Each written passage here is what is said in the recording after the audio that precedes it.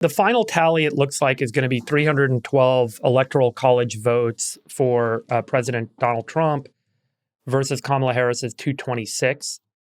Just for context, in 2016, Trump won with 304 electoral votes and Biden won in 2020 with 306.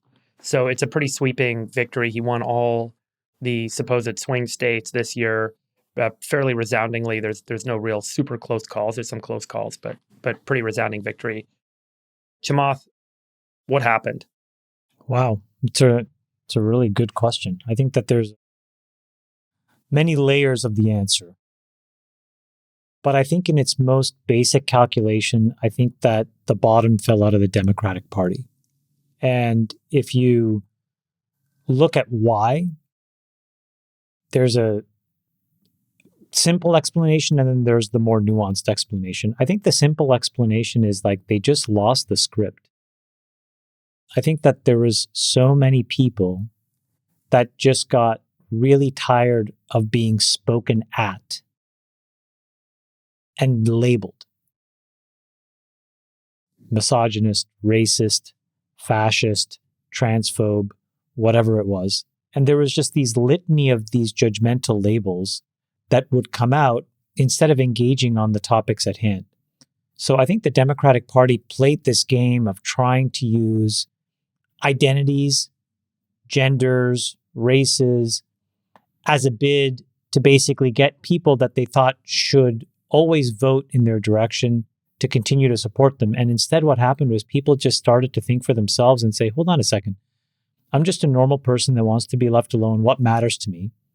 And I think what Donald Trump spoke to was a desire for folks to have economic prosperity, a safe neighborhood, a predictable educational curriculum where these kids could go to school, not be indoctrinated and come out the other side and just know some useful skills so that they could get a good job and do better than they did. And all these basic truths ended up on the ballot. And so it was a bunch of perception versus just a bunch of hard realities. And I think Trump stayed focused and ultimately made sure that people understood that that's what he was focused on. And I think the Democrats just went to this place of demagoguery and labels. And I think it was just a resounding defeat. And David, I just want you to just to put a pin on how resounding it is. In California and New York, which I would say are the two most prolific bastions of elitist liberal thinking, Democrats won those states in some of the narrowest margins they've ever seen. I think in 2020, they won California by 29 points. It was barely half is what they won by this year. In New York, it shrunk to a 12-point margin. So what is this telling you? It's telling you that the Democrats really need to retool and get back to first principles. It was a cataclysmic dismissal of wokeism, of cancel culture, of judgmentalism. It was a ringing endorsement of a meritocracy, of just plain, simple common sense, of talking with people and to people, being able to tolerate disagreements, remaining friends. All of those things were on the ballot. And it was just an absolute resounding victory for just normalcy. That's what I think we saw. We saw a return to normalcy. Is this the nature of democracy? That over time, when you have a two-party system and one party veers too far to the left or one party veers too far to the right, people jump ship to the other party, and ultimately they pull the policies of the party that they left back to the middle.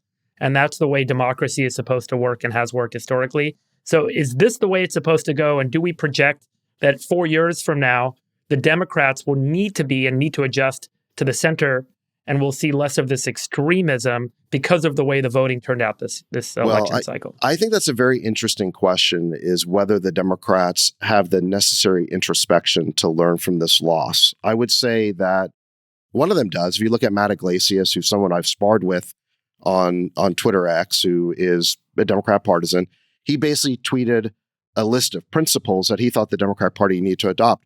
I read it and retweeted. I said, laughing my ass off, this is a list of Republican principles. Yeah. It was all about, opposing woke and being in favor of merit and innovation. Tolerance, freedom of I'm like, speech, great, yeah. look, you know what? If the Democratic Party wants to adopt these principles, that's a wonderful thing for the country. I hope that they do it, okay? But will they do it? I have my doubts. You look at this tweet by Ari Fleischer, where he talks about who the Democratic Party now is. Yeah, I think that this is a really important tweet because it sort of tells you, Sachs, who's going to be left in the room. Exactly. And if these are the only people left in the room, the last thing they're going to do is admit defeat. Right, exactly. So what you see is that the Democratic Party base is these very affluent, very overeducated, very non-religious types. And frankly, I wonder whether they're too out of touch to know they're out of touch. They're certainly very whiny and entitled. And I just don't think they're going to cede control of the party without a fight. And frankly, they've disappeared so far up their own woke asses that I don't think they can find an electoral majority if they try. So if these people stay in control of the party, and these are the people who you're seeing having a mental breakdown on TikTok, they're posting all the videos, they're insulting the electorate. And let's face it, it's not just on TikTok, it's on the legacy media, it's on MSDNC. It's basically the legacy media who are trying to diagnose a psychosis in the American electorate to explain why they were so wrong. If those people stay in control, I think that the Republicans could have an electoral majority as far as the eye can see.